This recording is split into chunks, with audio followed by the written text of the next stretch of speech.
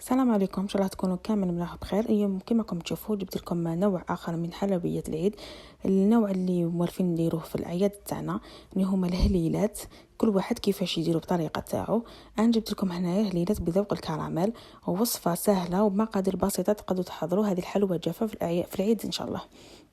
هنايا في العجينه عندي 125 غرام زبده، لازم تكون طريه، مرقانه تكون طريه بدرجه حراره الغرفه، خرجوها من قبل من الفريجيدار.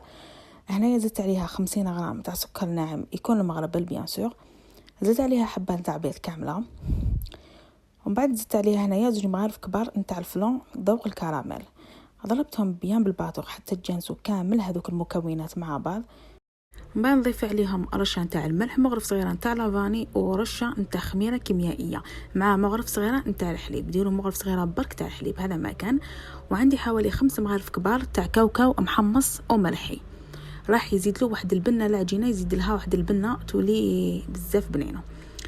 وزدت لها العطر الكراميل، على بالكم بلي درت هذه لاباط بذوق الكراميل. شوفوا درت لها الفرون كراميل وعطر كراميل، وهنايا زدت لها مغرف كبيره نتاع طوفيه كراميل. خلطهم كامل هكذا كما راكم تشوفوا. ومن بعد هنايا بديت نضيف الفارينه تدريجيا، كنت غربلتها من قبل وبديت نضيفها هكا تدريجيا غير بشويه، ونخلط حتى نتحصل على لاباط تاع لازم تكون طريه وما تلصقش في اليد. هنا باش الهليلات هذوما ينجحوا لكم ما لازمش تنشفوا العجينه بزاف، يعني ما لازمش تكثروا لها بزاف الفارينه، لازم تخلوها طريه وشنو ما تلصقش في اليد برك. تخلوها تريح العجينه ومن بعد تبداو تشكلوها. انا هنايا بديت نشكلها، نديرتها ديبول، الوزن تاعهم 40 غرام كما راكم تشوفوا. وزنتها كامل، درتهم شكلتهم كامل ليبول، ومن بعد بديت نفتح بالحبه. وهنا حاولوا ديروا كاش يعني طابي ولا ما عندكمش ديروا شويه برك تاع الفاينه، يعني ما تكثروش، حاولوا ما ديروش الفاينه بزاف باش العجينه تاعكم ما تنشف لكمش.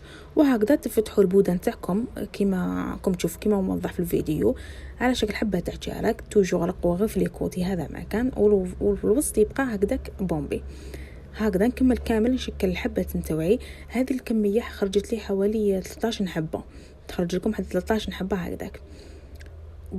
شكلتهم كامل وحطيتهم في سنيوه، ومن بعد درت الفوغ تاعي يسخن بيان سور، ندخلهم يطيبوا على 180 درجه حوالي ربع ساعه حتى 20 مينوت ماكسيموم، غير يدوا هذيك لا دوغي خلاص نخرجوهم.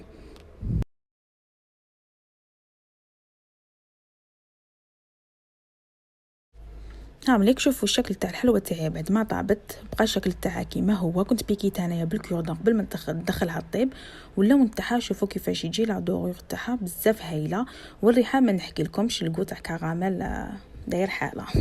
هنايا شوفوا بعد ما بردت لي بيان سور، هنايا رحت ذوبت 250 غرام تاع شوكولاته بالحليب، زدت لها 2 مغارف كبار تاع الزيت، وبديت هنا نقلاصي الحبات تستوي، يعني نصف راح نديرو بالشوكولاته ونصف ثاني راح نديرو الكاوكاو. هنا كيما حبيتو ديروا، تحبوا ديروا شوكولاته بيضاء، تحبوا ديروا اي ذوق حبيتو ديروه. انا وريت لكم هذه الطريقه وانتم كيما حبيتوا، يعني على حسب كل وحده على حسب الذوق تاعهم.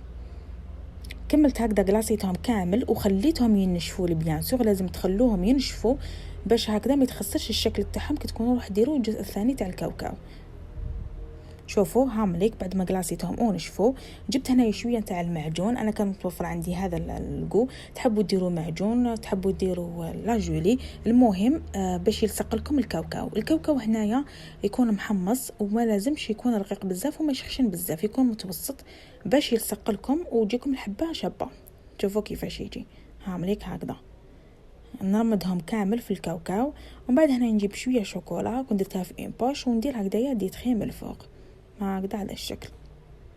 وهكذا كنا كملنا العروسات تاعنا تاع اليوم.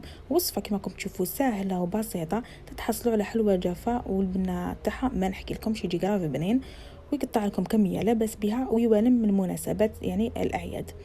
هذا هو الشكل النهائي تاعو. ان شاء الله تكون عجبتكم الوصفه تاع اليوم، ونتلاقى مع وصفه اخرى ان شاء الله.